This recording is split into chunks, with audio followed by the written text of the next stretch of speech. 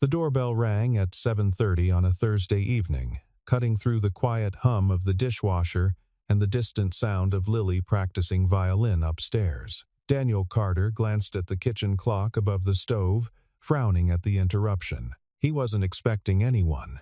The weather report had warned of heavy snow, and most of Aspen Ridge had battened down for the night. Outside the kitchen window, he could see thick, white curtains falling past the streetlight, the kind of relentless storm that transformed the small Colorado town into something from a snow globe beautiful, in that isolating, suffocating way that made you grateful for walls and heat. He dried his hands on the dish towel hanging from the oven handle and walked through the living room to the front door. His socked feet made no sound on the worn hardwood floors that had been here longer than he had. Through the frosted glass panel beside the door, he could make out a dark silhouette, shoulders dusted white, standing perfectly still. A delivery person would have knocked and left. A neighbor would have called first. When he pulled the door open, cold air rushed in, stealing the warmth from the entryway, and with it came something else, a presence from another life, another version of himself he'd carefully buried under years of routine and responsibility. Victoria Hale stood on his porch beneath the yellow glow of the porch light. Snow melted on the shoulders of her dark wool coat, expensive, he could tell, the kind of coat that cost more than his monthly mortgage payment. Her hair was shorter than he remembered, cut sharp and precise at her jawline, silver threading through the dark brown at her temples. But her eyes were exactly the same, gray-green, intelligent, uncompromising. Those eyes had once studied him across library tables at 2 in the morning, had challenged him in seminars, had looked at him with something that might have become love if he'd let it. "Daniel," she said. Just his name. No greeting, no smile, no apology for appearing on his doorstep after 20 years of silence. "Victoria." His voice came out rougher than he intended, scraped raw by surprise. "What are you doing here?" She didn't answer immediately. Snow collected in her hair, tiny crystals catching the light.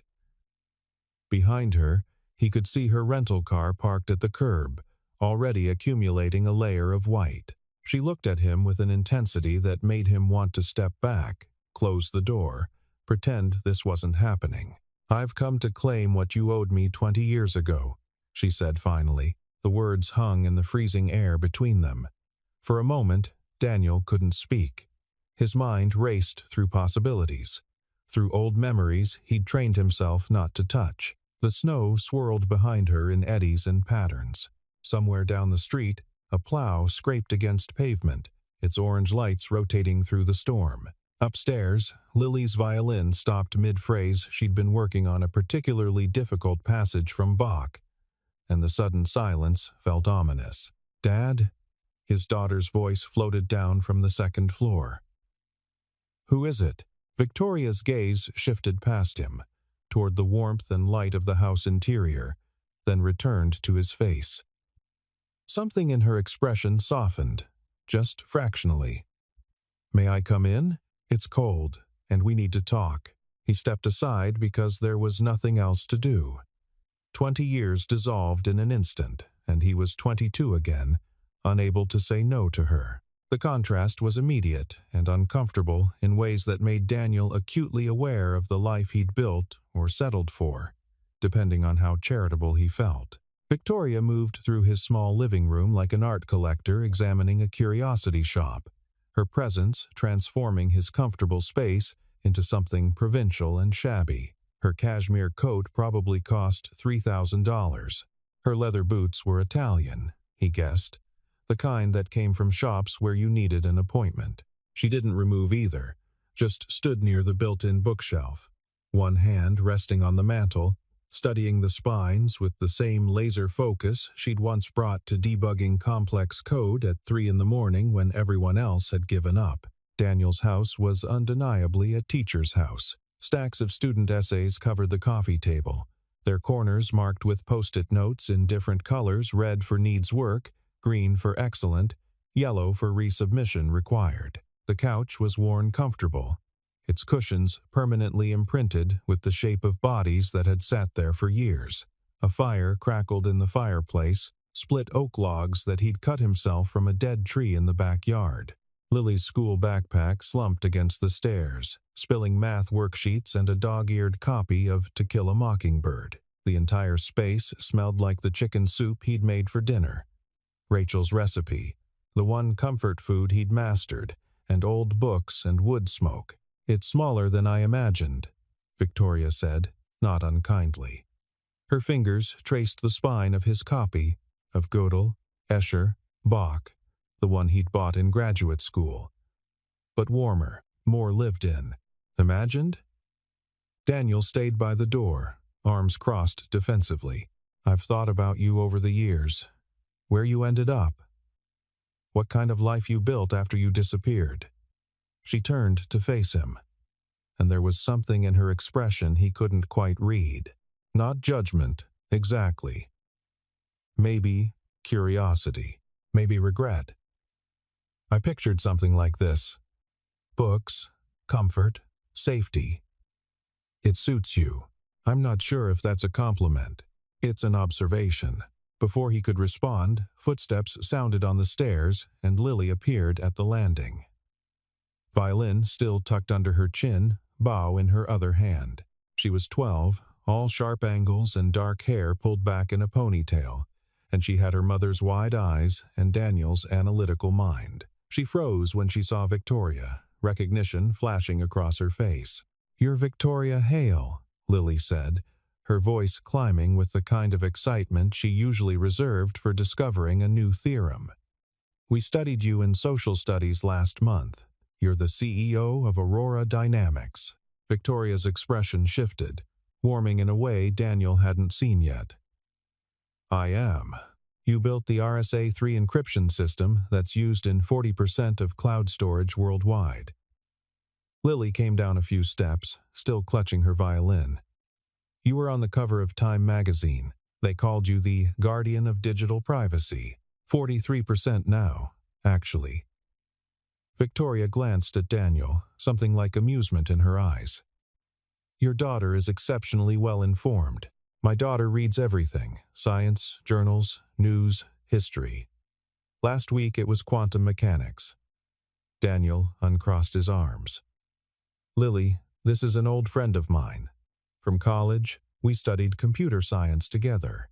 Lily's eyes widened with the kind of understanding that comes from being raised by a single parent and learning to read between every line, every pause, every unspoken truth.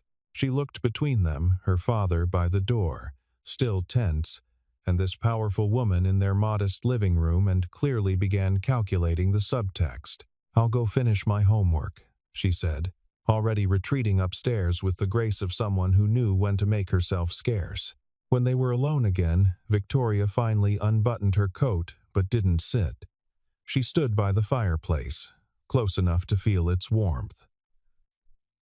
"You were supposed to finish your PhD at Stanford. You were supposed to change the field. They offered you a full ride for your doctorate, complete funding, a research position with Diffie himself. That was a long time ago. You were brilliant, Daniel. Truly brilliant. Not smart or clever or good, brilliant. I've followed the field for 20 years, kept up with every major development, every breakthrough. I've never seen anyone replicate what you were doing with neural network security protocols. You were 5 years ahead of everyone else." He moved to the fireplace, needing something to do with his hands. He picked up the iron poker and prodded a log, sending sparks spiraling up the chimney. Things changed. Rachel, my girlfriend at the time, got pregnant during spring semester. We got married that summer. PhD programs don't pay much, and babies need diapers and doctors and everything else. I took a teaching position here. It was stable, decent benefits. We were happy. Rachel. Victoria said the name carefully, like she was testing its weight and texture. "Where is she now?" "Gone. 6 years ago. Black ice on Route 40. She was coming home from her mother's house. He kept his eyes on the fire. Took the paramedics 40 minutes to get there. She was already gone." Victoria's face tightened, genuine pain crossing her features. I'm sorry. How could you? We haven't spoken in 20 years. He set the poker down with more force than necessary. What do you want, Victoria? Why are you really here? She reached into her coat pocket and pulled out a business card, thick, cream-colored stock with raised lettering you could feel under your fingers. She held it between two manicured fingers. Aurora Dynamics is being sabotaged from the inside. Someone is feeding our proprietary security protocols to a competitor. We've traced irregular code commits, suspicious data access patterns, encrypted file transfers to external servers. If they succeed in extracting our core architecture, we'll lose government contracts worth $900 million. The Department of Defense, Homeland Security, the NSA, all of them will pull out. She paused, and Daniel could see the weight of it in the way she held herself. More importantly, user data for 200 million people could be compromised. Medical records, financial information, private communications. Everything we've built, everything I've spent 20 years protecting, could be exposed in a matter of weeks. Daniel took the card but didn't look at it yet. You have a security team. You must have dozens of specialists, forensic experts, consultants. I have a security team of 43 people. I don't trust any of them. I don't trust my board of directors. I don't trust my COO, who's been with me for 12 years. I don't trust my head of engineering, even though he was my first hire.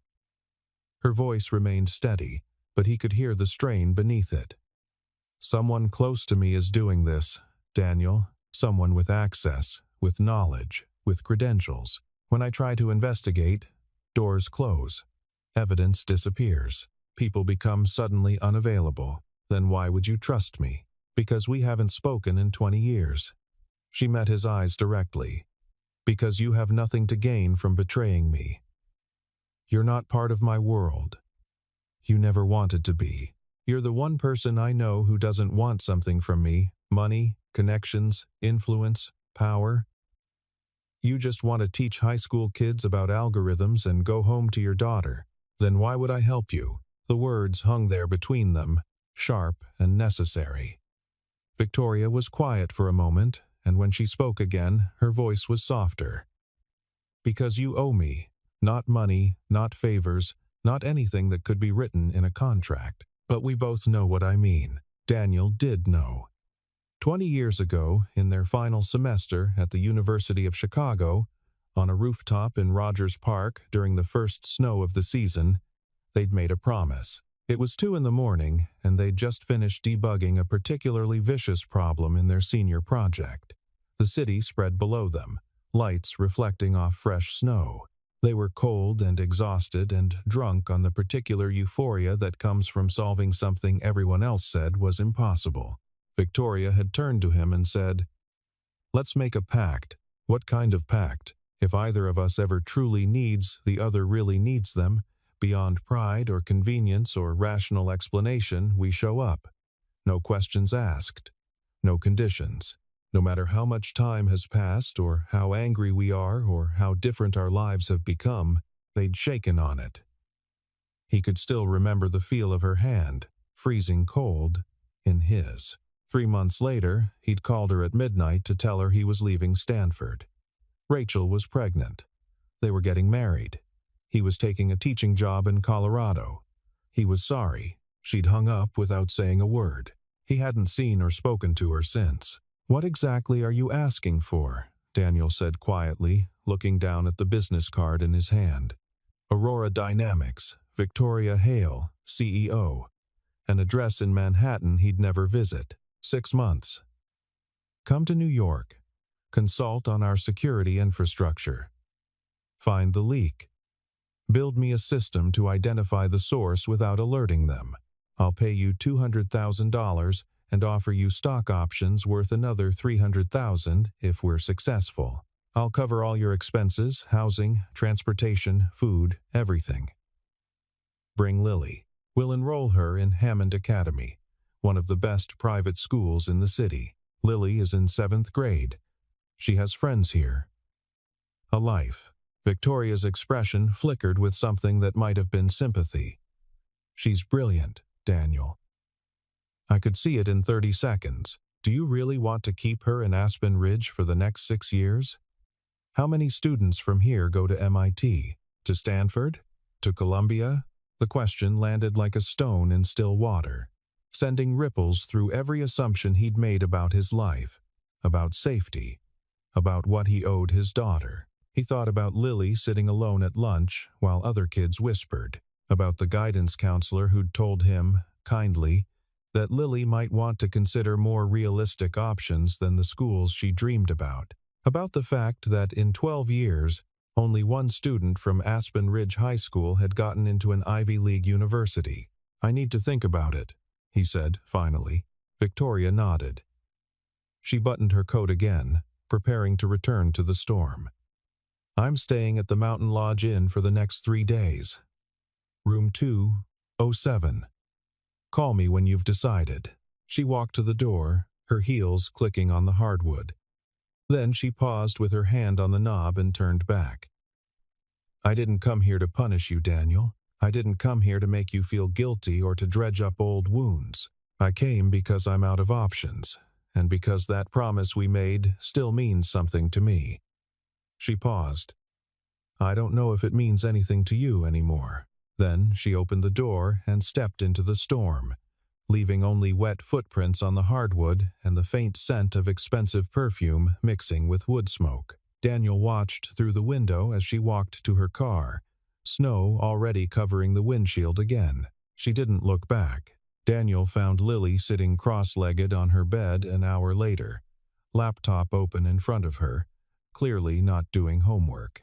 Instead, she had multiple browser tabs, open articles about Aurora Dynamics, Victoria's biography on Wikipedia, technical papers about encryption systems. She looked up when he knocked on the doorframe, her expression carefully neutral in the way that meant she had strong opinions she wasn't sure she should share. "Is she really a friend of yours?" Lily asked, closing the laptop partway. "Was. A long time ago. We studied together at the University of Chicago, then started PhDs at Stanford." "What happened?" Daniel sat on the edge of her bed, the mattress dipping under his weight. The room still had remnants of childhood stuffed animals on a shelf, a poster of the periodic table, glow-in-the-dark stars on the ceiling that Rachel had put up when Lily was 6. "I met your mother. She got pregnant with you.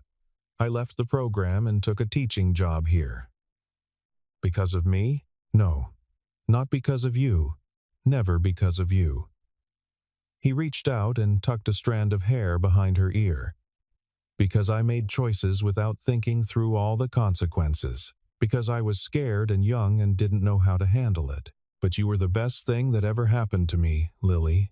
Don't ever doubt that." She was quiet for a moment, then asked, "What did she want?" "She offered me a job. In New York. For 6 months, consulting work on security systems for her company." Lily's eyes widened slightly, though she tried to hide it. "Would I go with you?" She suggested it. "She mentioned enrolling you at Hammond Academy. It's supposed to be one of the best private schools in the country. What about school here? My classes? Orchestra? You'd transfer. They have a full music program. Their science department sent 3 students to Intel finals last year." He paused. "But you'd be starting over. New school, new people, new everything in the middle of 7th grade." Lily pulled her knees up to her chest, wrapping her arms around them. She was quiet for so long that Daniel almost spoke again, but he'd learned over the years to let her think, to let her process. Finally, she looked at him. "I get bullied at school," she said. The words came out flat, matter of fact. "Not a lot. Not every day.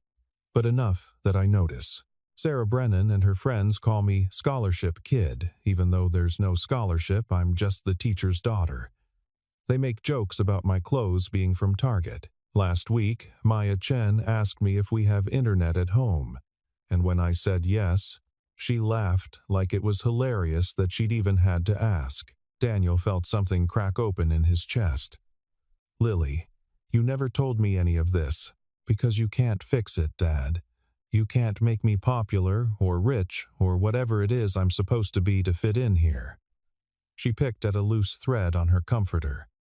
You already work so hard. You grade papers until midnight. You coach the math team for free. You can't do more than you're already doing. I could talk to the school and make it worse? No, thanks. She shook her head. It's fine. I have orchestra, and I have my books, and I have you. It's enough, but the way she said enough made it clear it wasn't. Not really. Do you want to go? Daniel asked. She looked at him, and he saw Rachel in her eyes, that same directness, that same refusal to hide behind polite fictions. I want to go to MIT someday. Or Stanford. Or somewhere that matters, where people care about ideas more than clothes. And nobody from Aspen Ridge goes to those places. Some do. One kid in the last 10 years, Dad. One. Trevor Marks. And his dad is a surgeon. She opened her laptop again, pulled up a spreadsheet that made Daniel's throat tighten. She'd been tracking admissions data, acceptance rates, comparing Aspen Ridge to private schools. Hammond Academy sent 23 students to Ivy League schools last year. Aspen Ridge sent 0. Their average SAT score is 1,480. Ours is 1,420. When did you make this? Last month, after the guidance counselor told me I should consider regional schools with strong teaching programs. She met his eyes. I don't want to be a teacher, Dad. I love that you are, and you're amazing at it. But I want to build things. I want to solve problems. I want to work on things that matter. Daniel sat there, looking at his 12-year-old daughter who'd been quietly planning her future while he'd been comfortable in the cocoon of routine. Do you really want to do this? Or are you just saying what you think I want to hear? I'm scared, Lily admitted. New York is huge. I don't know anyone there. Starting over in middle school sounds terrible. But I'm more scared of staying here and wondering what I could have done if I'd been brave enough to try. He pulled her into a hug, and she wrapped her arms around him tightly. She smelled like the lavender shampoo Rachel used to buy, like old books and rosin from her violin bow. Okay, he said into her hair. Okay, we'll think about it seriously. You mean we'll do it? I mean, I'll call her, I'll ask questions, and we'll decide together. He pulled back to look at her. But if we do this, it's temporary.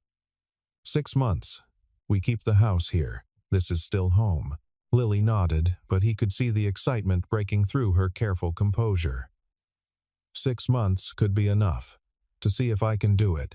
To see if you can do it. To see if we can do it, he corrected. Then, because he needed to know, Are you sure you're ready for this? She smiled, and it was the most certain thing he'd seen from her in months. I've been ready for something different for a while, Dad. I just didn't know how to tell you. Over the next 3 days, Daniel tried to maintain normalcy, but his mind wandered constantly. He taught his regular classes, AP Computer Science, Introduction to Programming, an after-school tutoring session, but found himself staring out the window at the snow-covered mountains, thinking about Manhattan and encrypted data streams and the woman he'd once known better than anyone. He watched Lily at the kitchen table each evening, her brow furrowed in concentration over calculus problems that should have challenged students 3 years older. He wondered if she really did get bullied, or if she'd said that to give him permission to leave. He wondered if he was a terrible father for considering uprooting her life, or worse, for keeping her here when she clearly wanted more. He read articles about Aurora Dynamics. The company had gone public 5 years ago, making Victoria one of the youngest female CEOs in tech. Cybersecurity breaches, stock fluctuations, quarterly earnings. Victoria's face in corporate headshots older, sharper, powerful in a way that seemed almost lonely. The snow kept falling. Aspen Ridge disappeared under white blankets. School was canceled on Friday. Daniel shoveled the driveway, mindless work that gave him time to think. He thought about neural networks and encryption protocols he hadn't touched in 2 decades. He thought about the life he'd built here, comfortable and safe and small. He thought about Rachel, about what she would say if she could see him now. She would tell him to go. He knew that with certainty. Rachel had never chosen safety over possibility. On Saturday evening, he sat in his study, a converted bedroom with a desk and old textbooks from Stanford, and pulled out Victoria's business card. The embossing caught the lamplight. Aurora Dynamics. Victoria Hale, CEO. He turned the card over. On the back, in her precise handwriting, was a phone number. At 8 o'clock, he called it. She answered on the second ring. "I was starting to think you wouldn't. I have conditions. Go ahead. I need a clear scope of work. I'm not joining your company permanently. 6 months, like you said. Written contract specifying exactly what I'm responsible for. Done. Lily's school needs to be excellent. Not just good. I've already identified 3 options. I'll send you the information tonight. And I want to know why you really came here." He paused. "Don't tell me it's just about trust. You have other options. Former FBI, forensic specialists. Why me?" The line was silent. When Victoria spoke again, her voice was quieter. "Because I spent 20 years building something that matters, Daniel. That protects people, and someone inside is trying to destroy it. When I thought about who I wanted beside me for this, I didn't think about specialists. I thought about the person who used to sit with me until 3 in the morning, solving impossible problems. I thought about the only person who ever understood how I think." Daniel closed his eyes. "We're not those people anymore. Maybe not. But maybe we remember how to be." He thought about Lily. About MIT. About the promise he'd made 20 years ago on a snow-covered rooftop. About the promise he'd made to himself when Rachel died that he'd give Lily every chance he never took. "I'll do 6 months," he said.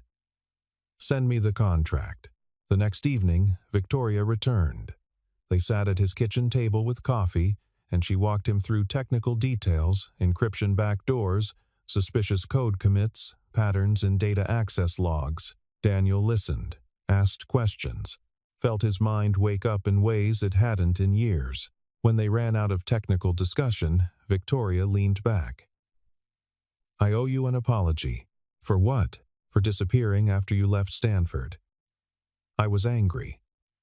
I felt betrayed. But you were dealing with something impossible, and I made it harder. I should have told you about Rachel, about the baby. I couldn't face you. I know." She smiled faintly. "We were stupid, and 22. We were never good at perfect. No, we were good at 3 a.m. and cold pizza and solving problems nobody else could touch." She stood. "I'm glad you're doing this, Daniel. Not just for me, for you." After she left, Lily came downstairs. "You're really going to do it?" "We're really going to do it." She hugged him, fierce and sudden, and he realized she was taller than 6 months ago. Growing up in ways he kept missing. "I'm scared," she whispered. "Me too. But we're doing it anyway?" "Yeah, we're doing it anyway." The next weeks passed in a blur of logistics. Daniel gave notice at the school. The principal was disappointed, but understanding. He packed up the house, sorted through Rachel's old things he'd been meaning to donate, filled boxes with books and kitchen supplies and Lily's violin. The hardest part was standing in the kitchen on their last morning, looking at the scratch marks on the doorframe where they'd measured Lily's height every birthday since she was 3. Looking at the dent in the wall from when she'd learned to ride her bike inside during a snowstorm. Looking at the view from the window mountains and pine trees and the same sky they'd lived under for 12 years. "Ready?" Lily asked. She stood by the front door, backpack on, looking somehow older than 12. "Yeah," Daniel said, taking a final breath. "Ready." They drove to the regional airport in his old Subaru wagon. Victoria was waiting inside the small terminal, dressed in jeans and a sweater the most casual he'd seen her since she'd arrived. She smiled when she saw Lily. How's the violin practice going? Good. I learned the Bruch Concerto. Impressive. They boarded a small chartered plane, another reminder that Victoria's world operated on a different scale. As they lifted off, Daniel watched Aspen Ridge shrink below them, the town becoming a collection of toy houses, then disappearing entirely into white mountains and gray sky. Lily pressed her face to the window. Victoria sat across from them, working on her laptop, occasionally glancing up. At one point, their eyes met, and something passed between them, not quite forgiveness, not quite romance, but something older and more durable. Recognition. The plane pushed east into clearer skies. Below them, America unrolled in winter browns and whites, cities glittering in the distance, highways threading through emptiness. What happens when we land? Lily asked. Victoria closed her laptop. We set up your new apartment, get you enrolled at Hammond Academy. Then your father and I go to war. Against who? Against whoever is trying to destroy something we built. Victoria's smile was sharp. And we're going to win. Daniel watched his daughter's face light up with something he hadn't seen in years, excitement about the future, instead of resignation to the present. He thought about the rooftop in Chicago, the promise made in snow and starlight. He thought about Rachel and what she would say if she could see him now. She'd tell him to go, to fight, to give Lily the world. The plane banked over the Hudson River. Manhattan rose ahead of them, glass and steel catching winter light. A city of 8 million people, none of whom knew Daniel Carter or cared about his small-town life or his old regrets.